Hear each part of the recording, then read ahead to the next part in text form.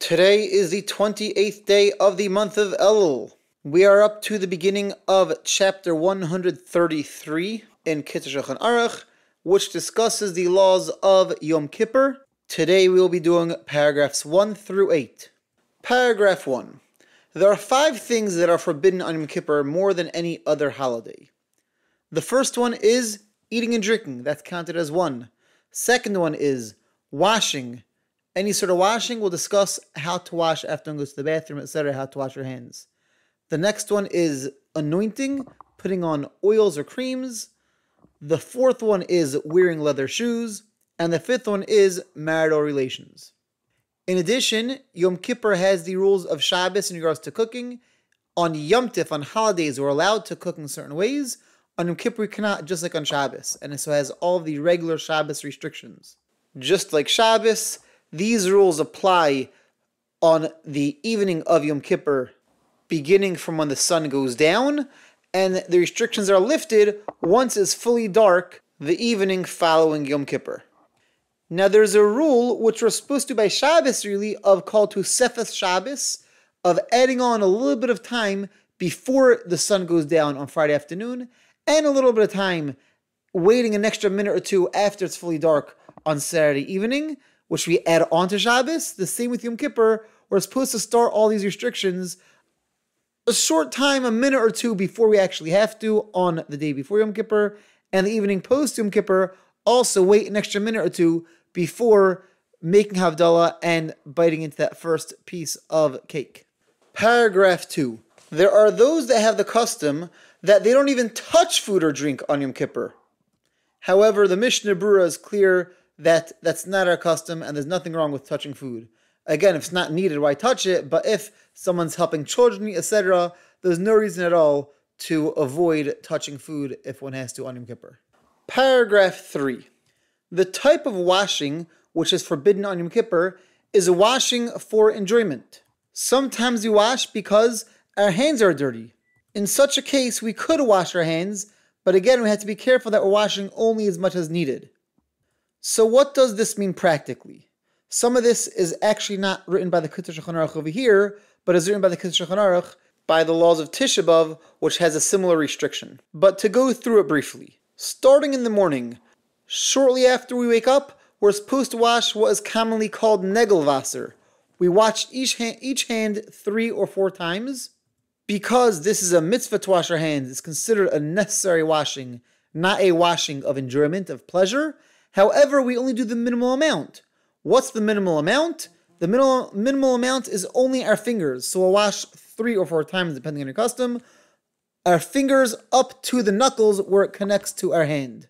Very often people wash their face when they get up in the morning. So on Yom Kippur, we don't do that. However, once our hands are moist from washing Negelwasser, then we could take our fingers, again, not when they're still sopping up, when they're still moist, and we scrub our eyes to clean our eyes with the moisture on our fingers. Next, if somebody goes to the bathroom and has to wash their hands afterwards for germs or cleanliness, again, no problem, but make sure we're doing the minimum amount, we wash what's needed, and we don't do more than that. Before we begin to pray, we're supposed to wash our hands. And again, all we do is just our fingers, not the hand itself. Paragraph 4. On Yom Kippur, we have Birchas Kohanim, where the Kohanes, the priests, during the repetition of the Shemona Esrei, some of the Shemona Esreis, they get up in front of the shul, in front of the synagogue, and they give a blessing to the congregation. They're supposed to wash their hands before giving the blessing, and they're supposed to wash their hands all the way up to their wrists. Again, because this is a mitzvah, they're not doing for enjoyment, they do that on Yom Kippur like regular. Just to be aware, there is a bit of a discussion about whether the Kohanes should make a blessing after washing their hands in preparation for the Birchas Kohanim. However, the custom is that they do not make a blessing. Paragraph 5. Another example of somebody who's able to wash themselves without any issue on Yom Kippur is somebody who is sick and therefore needs to wash themselves for germs, etc. Because this washing is, again, not for enjoyment, it's for health reasons, therefore they can wash on Yom Kippur as if it was a weekday. There's one more person mentioned in the Kitzur that is allowed to wash their face without a problem, and that is a bride within 30 days of her marriage. However, the Mishnah Berurah says that nowadays, because husbands are generally in shul all day and therefore don't spend time with their wives, even a newly married wife, therefore a bride, even within 30 days of her wedding, should not be washing her face. Paragraph 6. If a man had a seminal emission on Yom Kippur night, then again, because it's for cleanliness, he could wash the area which got dirty, but he should make sure not to use any sort of cloth, because then he could run into other potential prohibitions of schita, of wringing out a wet piece of cloth. Instead, he should just put his hands in the water and rub the part of the body that he's trying to clean. Some people have the custom of after any seminal emission, they go to the mikvah. On Yom Kippur, you cannot do that. Paragraph 7.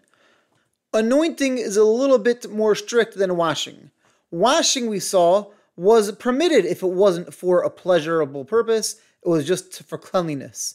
However, anointing with oil, we don't do this nowadays really, but historically, they used to, when they were sweaty, then part of the way of cleaning themselves was with different oils. That we cannot do even if it's for cleanliness, even if it's not for pleasure. However, somebody who's ill and needs to smear some sort of oil or cream on themselves because of the illness, for a medical reason, that is permitted.